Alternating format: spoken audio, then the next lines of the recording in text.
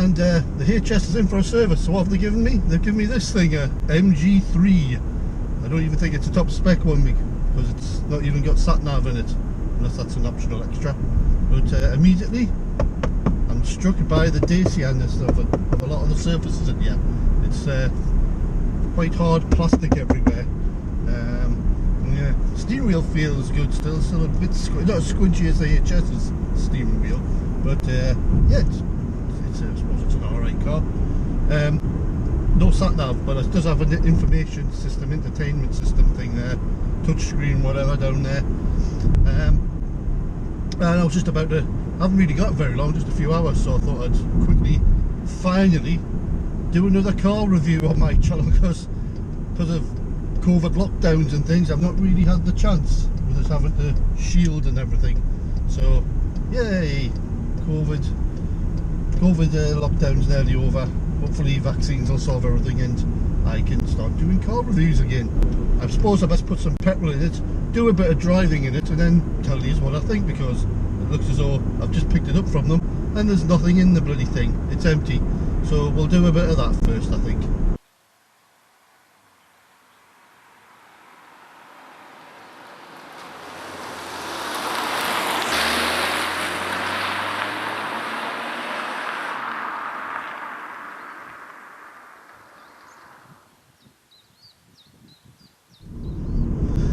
Well, I stopped for some petrol, and first thing I noticed is the HS has the petrol filler on the left hand side, whereas this, the MG3 of the same brand, has the petrol filler on the right hand side. Now the HS, when I want to put petrol in it, I just take the key out and it unlocks automatically. I just go and open the flap. Not this one, wouldn't open like the HS from the outside after I took the key out of the ignition. Left the door open, that sort of thing, yeah. So I went looking down on the floor around the driver's seat for a fuel release button. There isn't one. There wasn't one anywhere. So I thought maybe it's they've just left it on the left hand side, because some manufacturers say, like Dacia and that, do that with the cars and just leave the bonnet release and that on the left hand side, even in the right hand drive cars. Well, I found the bonnet release. It was on the, now for people in America, bonnet means hood, but yeah, it was on the bonnet release is on the left hand side, but on the right hand side there's what looks like a bonnet release underneath the dash, and that's the fuel filler. I mean, I just pulled it to see what it would do, and that's the fuel filler release in this car. It's like where your bonnet release is normally, but on here, I mean, that's the first time I've seen a car like that. They usually have the fuel filler release down on the floor by the driver's seat. Now, another thing I've noticed is I played around a bit and I can't find any height adjustment for this seat. So I'm so high up on this seat that, me being a rather larger person, I've got the steering wheel up as far as it will go, and my knees are still brushing on here. This is kind of the problem I had with the Nissan Leaf driving position. There was no way to pull the steering wheel up far enough or lower the seat enough to get my big chunky legs underneath. And that's all there is to say for now. I'm going to set up some drive-by shots and that, and then we'll do some filming in here and have a play with the information system, which doesn't seem to be have a sat nav. I shall later on put on the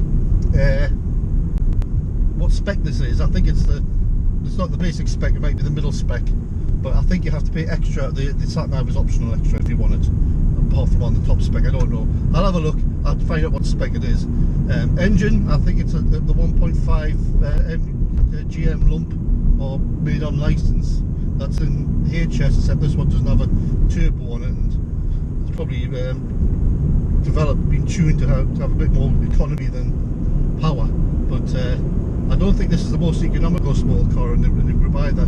These GM lumps that they put in these GM lumps that are made on license are I think they're best known for the reliability and the fuel economy. The kind of cars in America where they don't service. Oh, look, a pheasant on the road. Where's the hoot hoot? There we go, pheasant. Oh, has your friend been run over? Oh, he's crying because his friend's dead. Oh, poor pheasant. He's crying, he's missing his friend.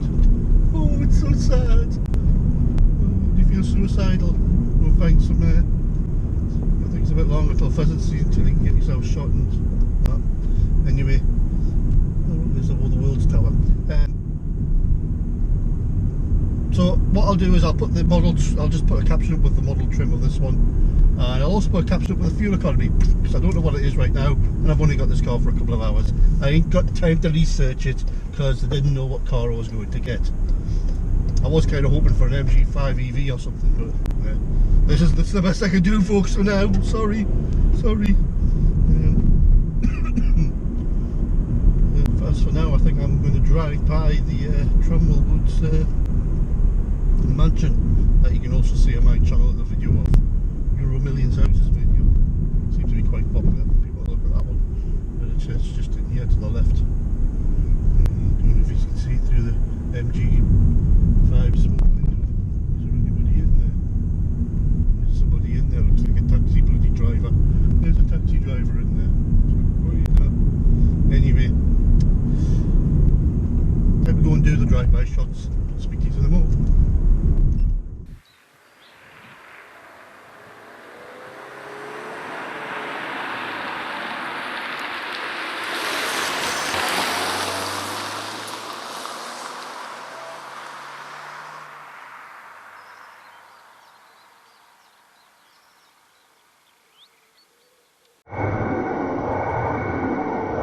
I guess I best film all this again, this little bit about the interior, because this thing wasn't recording. So we'll go over everything again. Scratchy material here, a little bit of soft touch material here, everything else scratchy. Wheels a bit squidgy, not squidgy as the HS wheel though. Scratchy up here, very Dacia-like, very Dacia-like. Scratchy, plasticky. That's the type of stuff that if you're not too careful in the car, you can get bumps and bruises off it. Material. Whereas this little bit of material here is a little bit HSy, a little bit more upmarket. But that's about all you're getting in this, like scratchy material here. Let's have a quick look in the glove box. Just about big enough to fit the user manual in. This isn't so scratchy. The fake what you would call it, carbon fibre silver plastic isn't as scratchy. Shiny bits here, that's like on the HS. So let's go over these controls again. These are your stereo controls, obviously, phone, strange cruise control. It's just you press that and that's to set the speed limiter, and that's to set the cruise control. Now, and it's just a reset. You don't have a plus or minus, so you basically got to set the speed with your right foot to what you wanted, and then press that button. So very basic cruise control. So listen to the horn. There you go. So I think we've done the back. It's a scratchy. Oh yeah, I still can't find a way to heighten and lower the seat. It seems to be the same height, a little bit higher than this one. I'm not sure. You'll have to tell me, does this car have a height and number? Because I've fiddled on with this. That just seems to, I think that's pushing it down. Oh, there you go. Forgive me, you push this lever on the right here, this one, and get it on this camera. There's a lever here, and you push it down, and that's the lumbar, that's the height adjustment. The other one, you go up, you have to sit up and pull it up. Can't get that on the camera, I can't see properly. I think I've got that. There. Yeah, so there is a height and number support. Okay, so let's walk around the outside a bit more. Have a look in the boot and the bonnet, or the hood as they say in America. Why these have to be different to everyone else do not know. Right, have a look.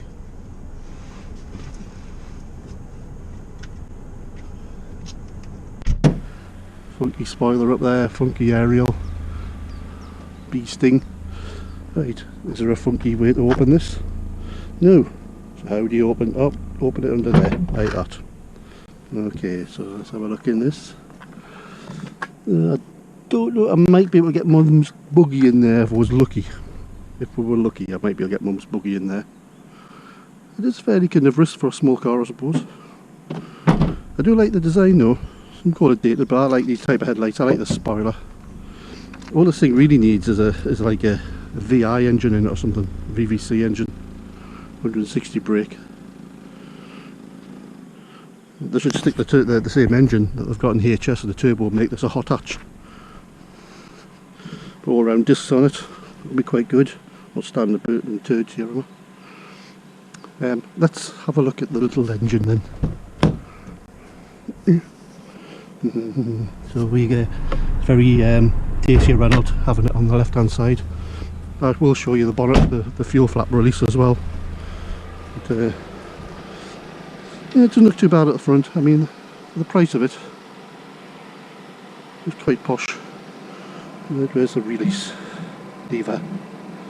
I'll have to put you down for a minute.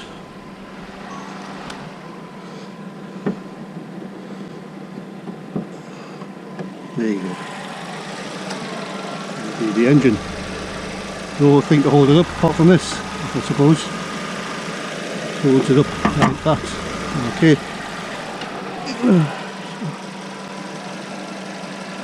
It's a DVVT engine. I have to figure out what that stands for. Maybe I'll put a caption up, but I'll tell you at the end a little bit later on in the video. Yeah, there you go. There's its little engine.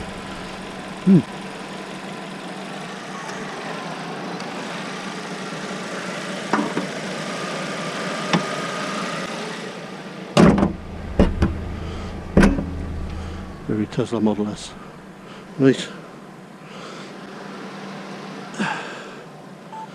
Now to show you how to open the fuel flap, because like I was doing this, trying to open it up and it wouldn't. So what you got to do is you got to go normally where the bonnet release is in the car, the hood release, and pull that. There you go, it's open. Okay. Have a quick butchers in the back. It's alright wheels. I like the black bits, black elements of the wheels. Drum dirt brakes on the back, it seems. Yep. Discs on the front, I hope. Yep. Right, let's have a look in the back here. Up. Guess I didn't do the central lockings about. This is open. There you go. Let's have a quick butchers in the back here then. Any more soft touch plastics around here? No, it's all scratchy. Scratchy. Is that filming? I think so. Yeah, scratchy plastic there. Scratchy material. I guess I best check the leg room in the back. I suppose it's alright, the leg room in here. I've seen better. I mean, I don't know if that seat's fully back, but my knees, I'm 6'2" and my knees, and I'm a big guy. So you could fit two of me in here, I suppose. Not much problem. Got the rate of child lock on here. Yep, child lock's off. Now that's the thing. Had no fuel in it when I got it. I put 10 quid in. It's only went up 3 bars. So, oh well. Yeah, I'd say about 30 quid to fill it in. 40 quid. Let's have a look at this information system then. Beep beep beep. So yeah, let's have a look at this information system. So it looks like we've got radio here. That's your phone.